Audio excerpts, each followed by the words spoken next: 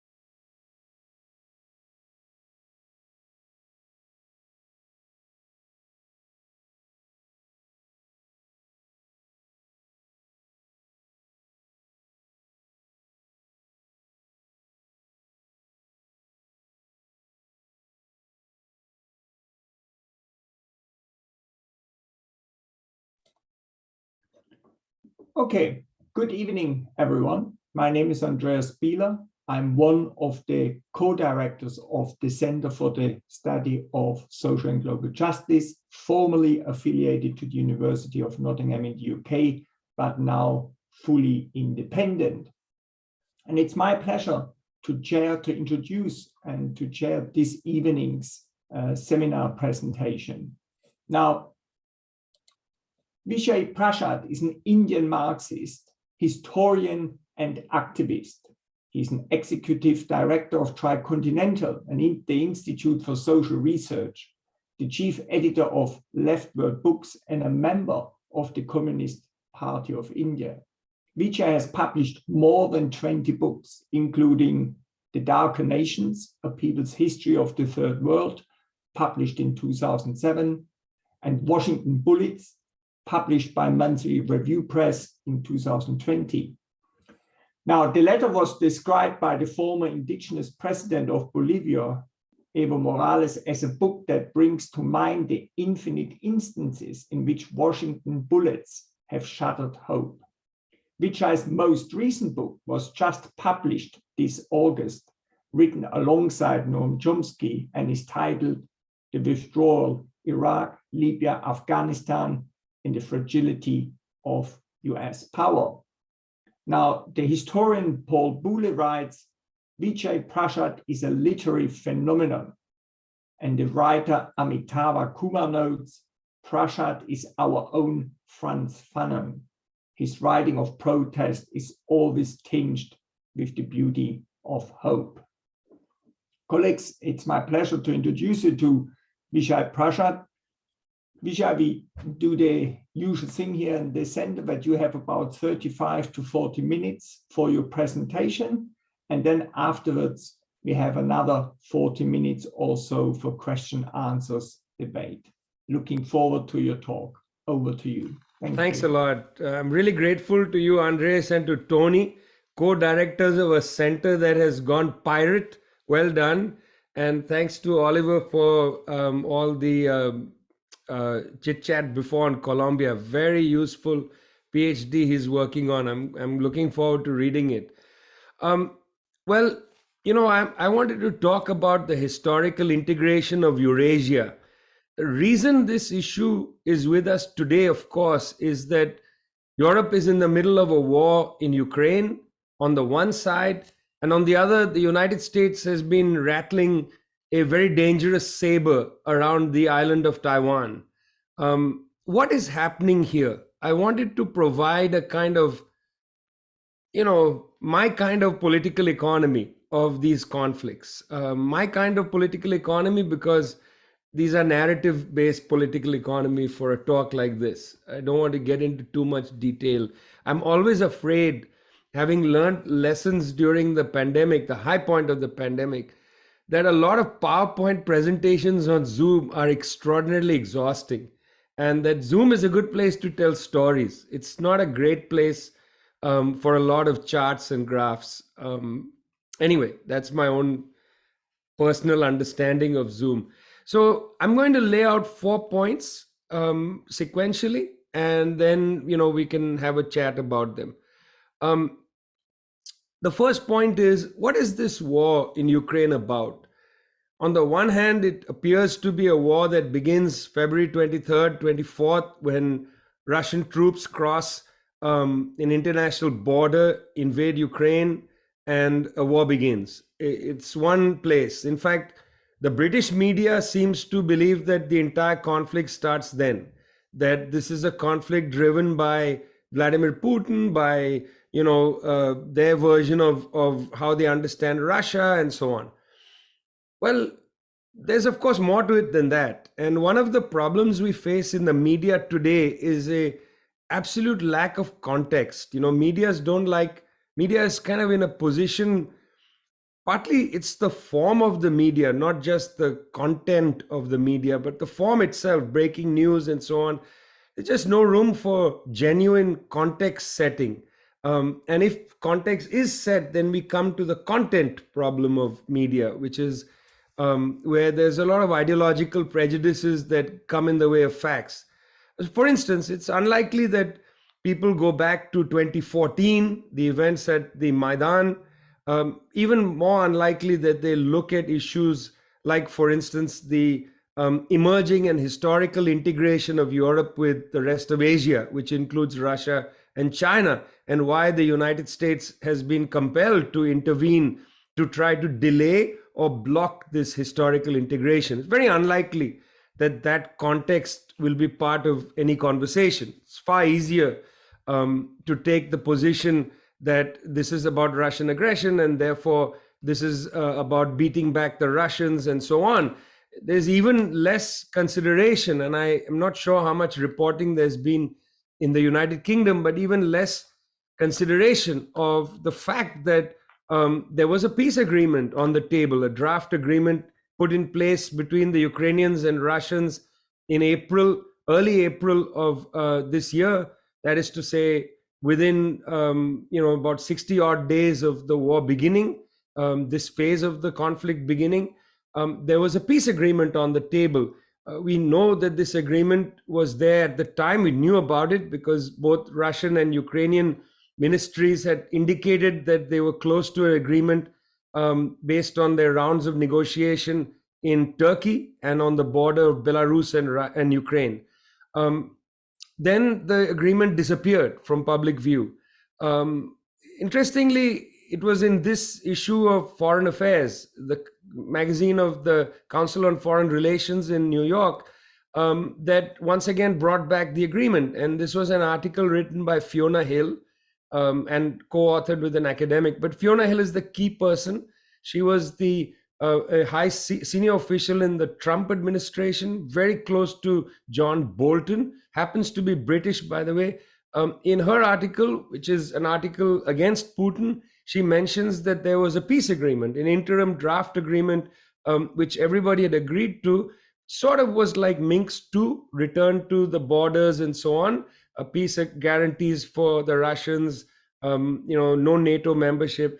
All of that was on the table in early April. And then Boris Johnson arrived in Kiev and he went on his walkabout with Vladimir Zelensky and the agreement disappeared. Even that has not been discussed much on the table. Why is it that the West, particularly the United States, but also UK, have been trying to block any kind of negotiation? It's far easier to keep saying that Putin is not a reliable actor, Putin doesn't want to negotiate. Actually, the evidence shows the Russians are willing to negotiate. Maybe now with even the battlefield losses, they are eager to negotiate. And on the other side of it, of course, the question of reliability might be put back to the US, which, after all, unilaterally walked out of the Iran agreement, which they had worked out with the Iranians making some really serious political concessions. But no, reliability is for others, not for oneself. So none of that is really on the table for discussion. And underneath all that, in my opinion, is the question of the historical integration of Eurasia, which I want to, of course, spend some time on. Let's get directly to that historical integration of Eurasia. How does that happen? Obviously, from very early period, from the earliest times of humanity, technology was simply not advanced enough to allow this large contiguous landmass to integrate. Some early attempts at integration were quite ugly. The Mongol invasions of Europe, the skulls of Mountain of Skulls in Hungary and so on. This was not actually a very good kind of integration.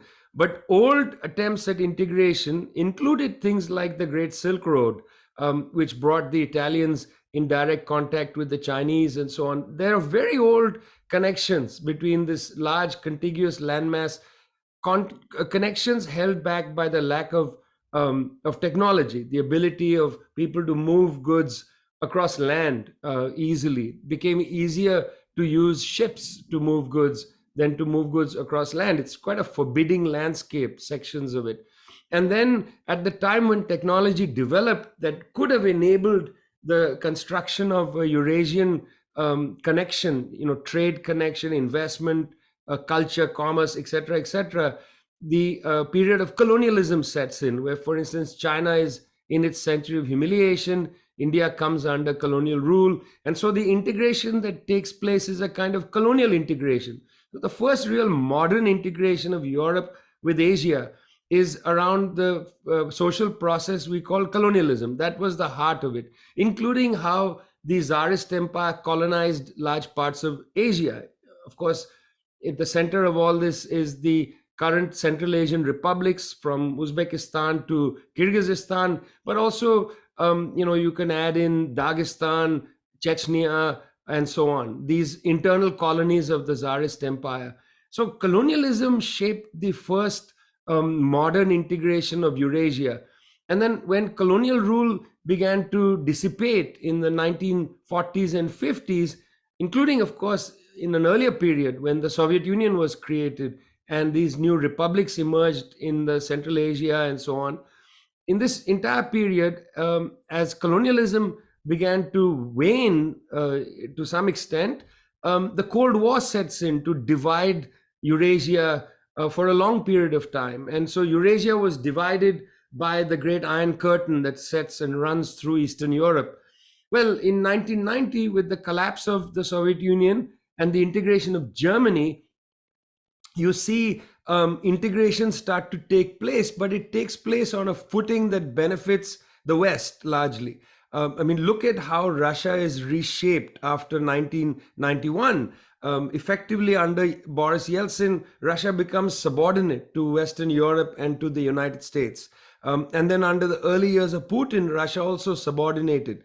So this new phase of integration from the 1990s, whether it's the integration by India after 1991, the liberalization, China after it opens up the free trade zones in Shenzhen and other parts of China, and Russia after the collapse of the Soviet Union, that integration in the early period of the 1990s and up to the mid first decade of the 2000s is largely an integration subordinated to the West through the process known as globalization. These countries come under the sway of the World Trade Organization. The IMF plays a major role in the austerity and investment structure for these countries and so on. And they begin to produce essentially for a Western market. But what they deliver to the West, including Russia, is they deliver assets of their social production from an earlier era. So Russia, the privatization of Soviet Russia that takes place, big sale of assets to oligarchs who park their money in the city of London, for instance. Then in China, the entire highly educated, well-fed, and to some extent, highly motivated labor force gets delivered to Western companies, including German companies, many of them centered in Wuhan, for instance, in Hubei province, where the coronavirus is said to have broken out, and so on. India, of course, delivers itself to the West after 1991, opening up again its labor to Western corporations, also South Korean corporations, important to add. So this phase of the integration takes place with much of Asia subordinated to Western capital, mainly multinational capital. So you see, the early phase was where colonialism integrated Eurasia. The second phase was where the Cold War divided Asia, and in that dividing period, you had the improvement of the condition of social lives, remarkably in the Soviet Union, in China, and to some extent in India as well. You may want to remember that when the British left India in 47, the literacy rate was 13%. Now it's close to 80%. That was a consequence of the state intervention into education from 1947 to 1991. So this third phase of the modern integration was actually the non-integration. It was the Cold War, which divided up Eurasia into at least two flanks. This flank, Russia, India, China, were not all integrated, obviously. They were all highly separated. But they were able to develop a kind of autarky and develop the capacities of their populations to some extent. And then we come to an interesting period. And this is the key part of our story, that with the world financial crisis or the opening of a new depression for Western economies from 2007 onwards, a new kind of attitude develops in Russia, China, and in India, which is key and has been remarked upon very little.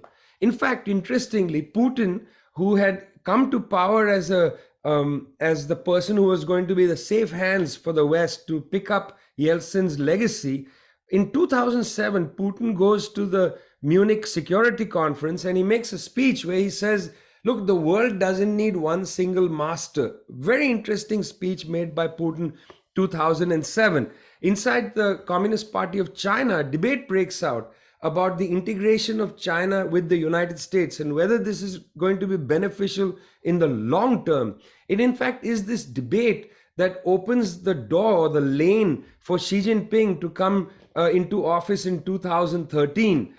This debate is very key. It radicalizes a section of the Communist Party of China. You already see in Chongqing the innovations by then head of the Chongqing party, Bo Xilai, later disgraced, but at the time opening up a road, talking about the need to improve the conditions of the lives of people in provinces outside the rim of China and so on. It's this period that you see Manmohan Singh, a social democratic prime minister of India, make an alliance with the Indian left, and they create a new big project to improve the social and economic conditions of the Indian masses, including a massive program of public works called Minrega in this period. So you see a new development taking place in these countries. In Russia, Putin starts going after the oligarchs, trying to build up the internal capacity of the Russian economy, and so on and so forth. This is after the what happens with the Great Depression, let's call it, which is in a way ongoing. Okay, let's look at Russia first for a second. The United States initiates three major conflicts. First against Iraq in 2003, secondly against Iran in 2006, when it intensifies the conflict over Iranian nuclear project, and we can come back to that if you'd like. And third, the kind of absurd war against Libya in 2011. These three conflicts severely damage Europe's ability to source energy. Increasingly, Europe begins to get more and more reliant on Russian energy sources. It's very interesting, and I don't have the answer to this, but it would be interesting for somebody to look at why Germany didn't intensify energy purchases from Norway rather than Russia in this period. Some of it has to do with costing, that Russian energy on balance was going to be cheaper for Germany rather than Norwegian energy. But it's worthwhile looking at this. And I think there may be a politics here that could be interesting. Anyway, as a consequence of these wars and so on, Europe becomes more energy reliant on Russia. That's one way that the integration takes place on the northern flank. Russian integration with Europe takes place largely through energy, through the supply of natural gas and oil. And here, of course, Nord Stream 2 is a key instrument. If you look at the pipeline geography in the northern part of Europe, in the Baltic and so on, Nord Stream is not the only pipeline in the game. There's the Euro pipelines and so on going to Norway. There are other pipelines that link Germany to the Scandinavian countries and so on. But the emphasis has been on Nord Stream, largely because of the volume of energy coming from Russia into Europe. So that's the nature of Russian European integration, largely, despite the fact that Putin has already come out then for the first time openly criticized the United States in 2007. That was not to be on the table. What was on the table was this energy integration as far as Europe was concerned. China is interesting. When China opened up to Western economies, people don't look at this carefully. If you compare India and China, they opened up to the Western capital around the same time, in the late 80s, early 90s. You see, China made a much smarter bet than India, because China went to multinational corporations and says, you're welcome to come and use our high-skilled labor, highly motivated labor in Shenzhen and in Wuhan and so on. But for every investment you make, you have to show us the science and technology. That has to be part of the agreement. Later, China will be criticized for stealing secrets and so on, but that's actually not true. Most of the complaints in the WTO have been dismissed. Why? Because China turns around and says, look, you signed an agreement. You were so desperate to get access to our labor, you basically handed over your science, not just technology. Because after all, science is the future technology.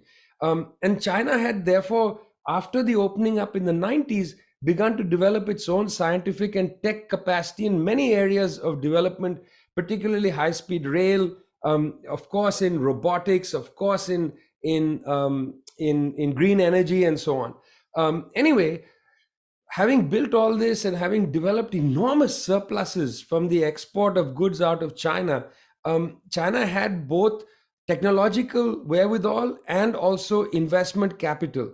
And as a consequence of the debate in the Chinese Communist Party to pivot away from the US market, China started to do a number of things. One was to create a kind of social transfer payment scheme in the country to build up an internal market. And that's what led to the eradication of absolute poverty. Secondly, China decided to develop new markets for both its capital and for its goods.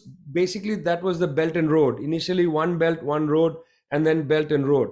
Now, they've been going to countries in Africa, in Latin America, Central Asia, and so on, and saying, we'll invest, we'll build infrastructure and so on, but we're not going to enforce austerity. And that was the great advantage of Chinese capital. Now, there are, of course, problems with any capital that invests with an interest in making a return.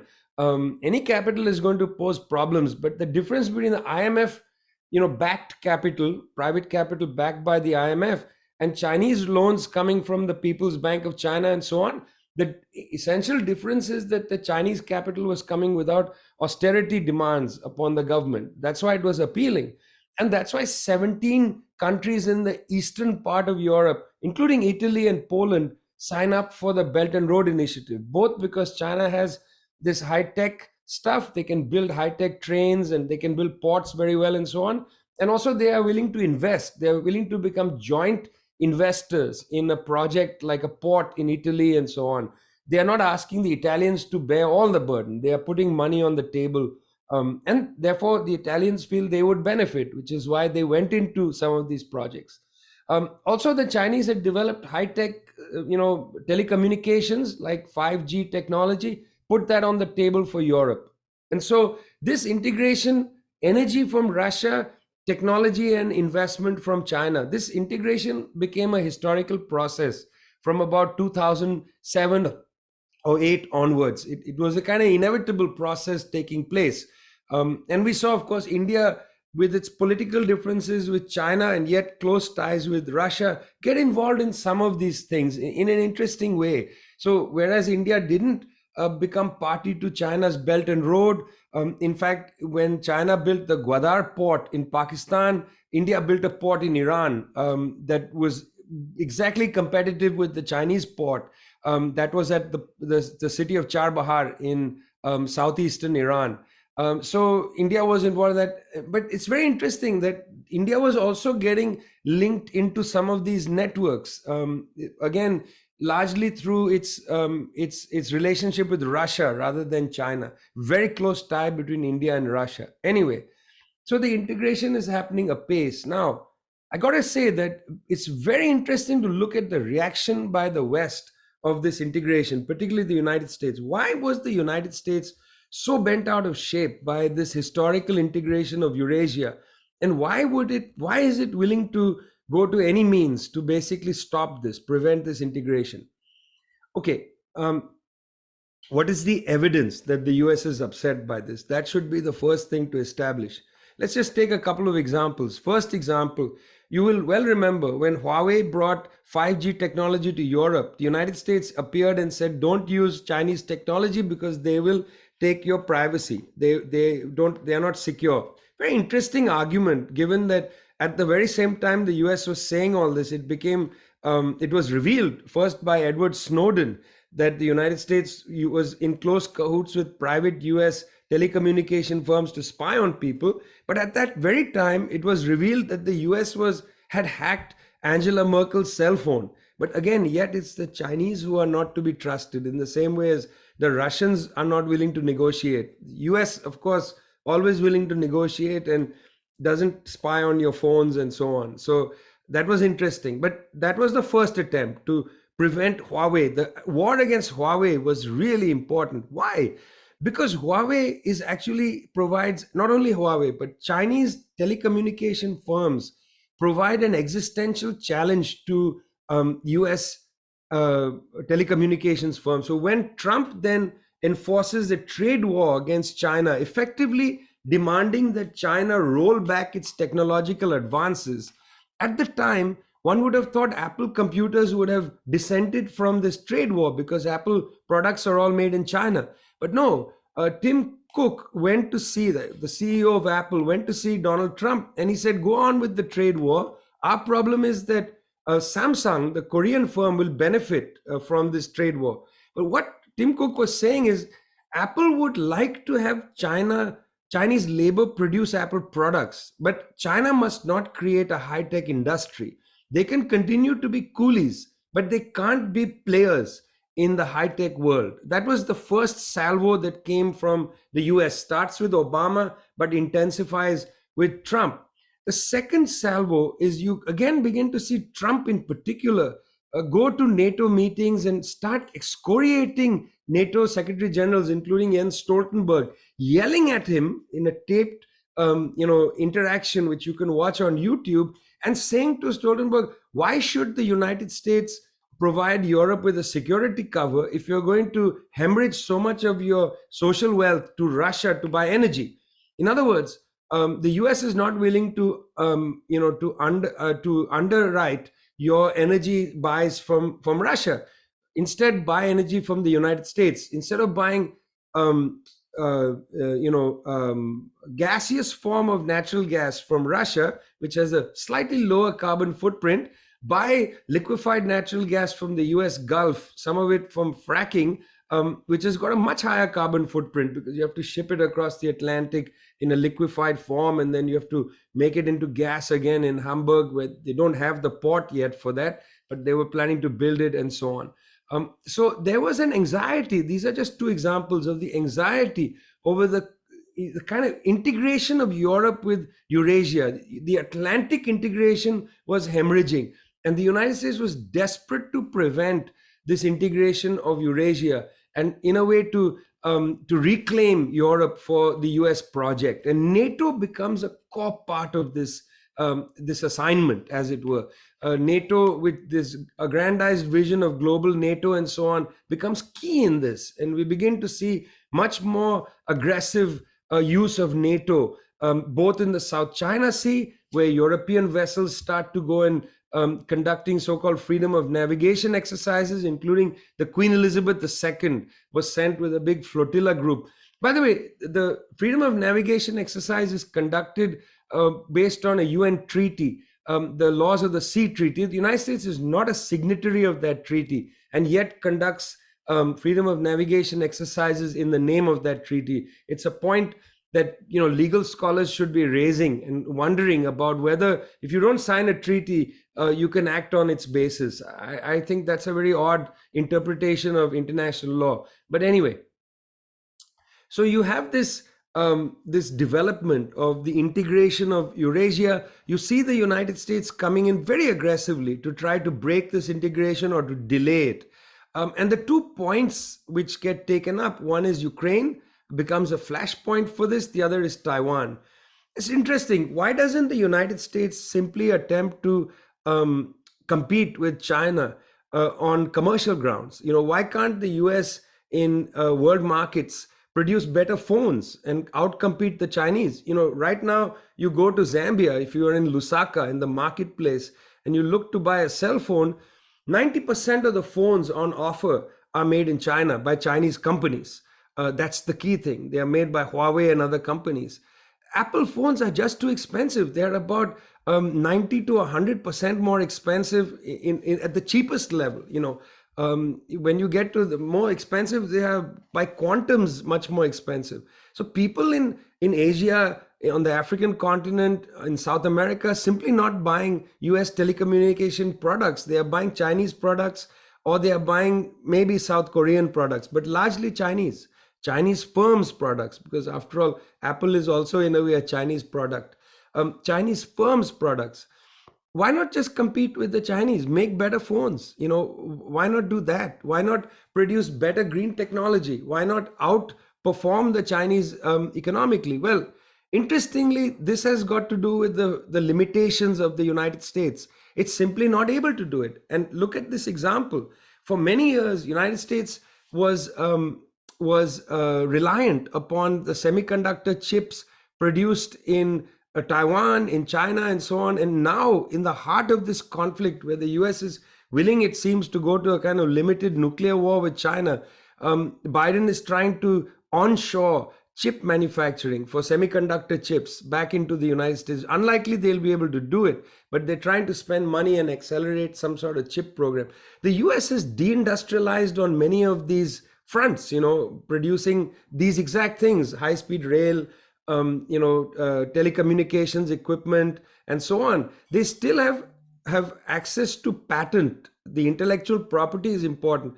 But now that the Chinese have developed their own technologies, they're not paying rent to US companies. So this is actually a direct existential threat to sections of high capital in the United States.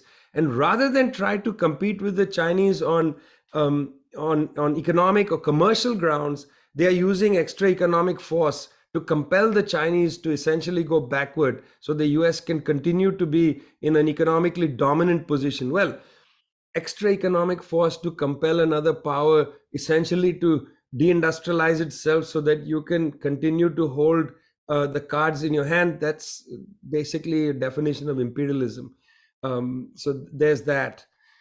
Well, friends, that's a little journey I've taken you on in this half an hour, a little journey on what I think of as the phases of the integration of Eurasia and how the attempt to block or to delay the integration of Eurasia has brought us into some serious military conflicts.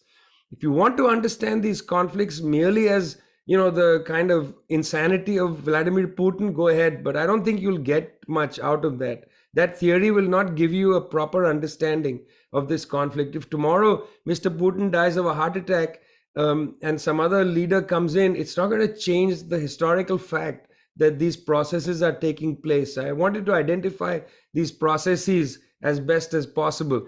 And by the way, Ukraine, just to come full circle for this, at some point, Ukraine and Russia are going to have to learn to live with each other, because you can't lift Ukraine out of Eastern Europe and take it to Iowa or to Ohio. It's going to live with a long Russian border. These countries are going to have to figure out how to live with each other. So they're going to have to come to negotiation.